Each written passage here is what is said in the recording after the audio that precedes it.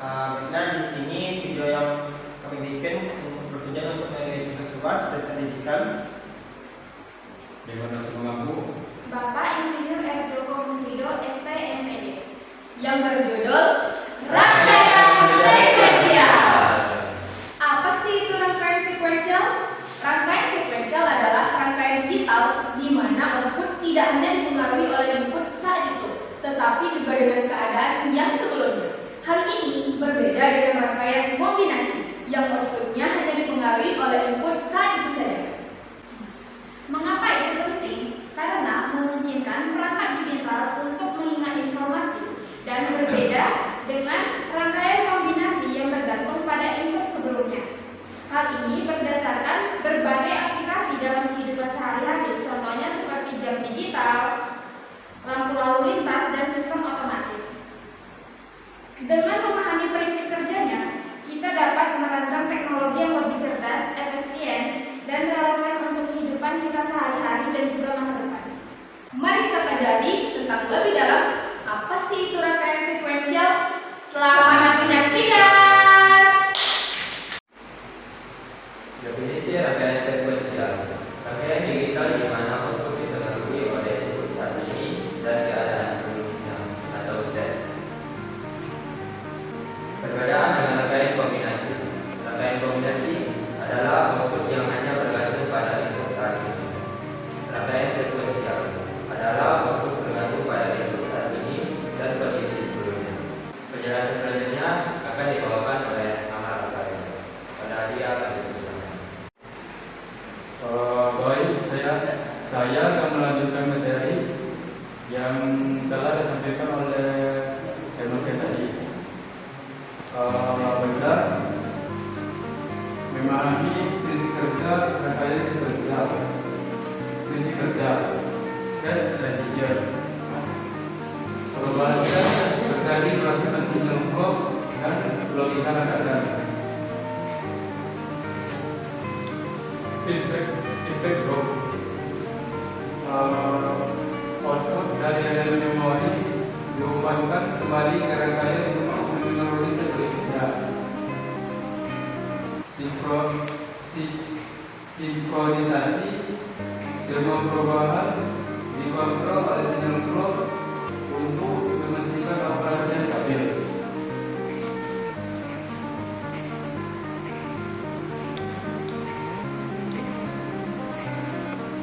Baiklah, materi selanjutnya akan disampaikan oleh tema saja. Baiklah, saya akan menjelaskan materi selanjutnya, yaitu memahami jenis-jenis flip-flop. Yang pertama itu adalah SR flip-flop atau set reset flip-flop yang berfungsi untuk menyimpan satu data bit. Dapat kita lihat tabel kebenarannya. Jika setnya adalah 0 dan resetnya adalah 0, maka next setnya adalah no change atau keterangannya adalah kondisi yang tepat. Nah, jika setnya adalah 0 dan resetnya adalah 1, maka next setnya adalah 0 dengan keterangan reset. Nah, jika setnya adalah 1 dan resetnya adalah 0, maka next setnya adalah 1 dengan keterangan set. Nah, jika setnya adalah 1, resetnya adalah 1, maka next setnya adalah invalid atau dengan keterangan kondisi yang tidak stabil. Nah, yang kedua itu adalah D flip-flop atau data flip-flop. Nah, ini tuh berfungsi untuk menghindari kondisi ambigu pada SR flip-flop yang pertama.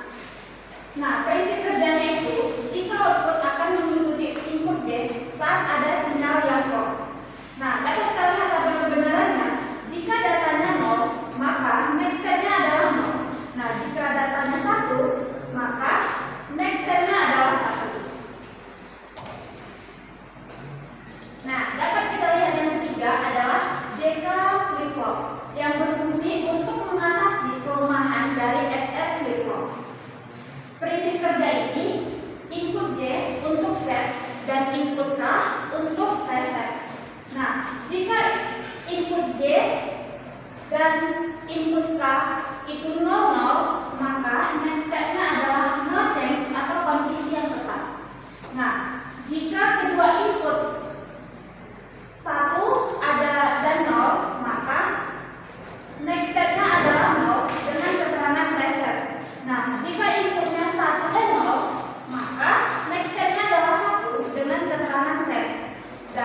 jika inputnya keduanya satu, maka adalah toggle atau berubah kondisi.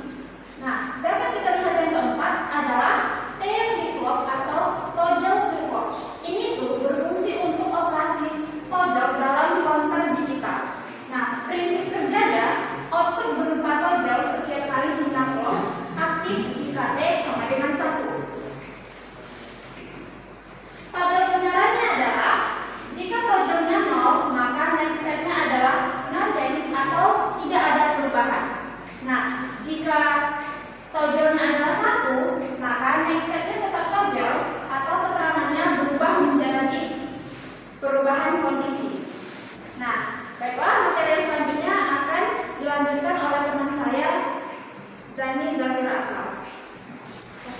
Baik, saya akan melanjutkan materi dari teman saya tadi, yaitu Novianti. Yang kelima, yaitu ada desain counter sinkron dan asinkron. Yang pertama, counter sinkron.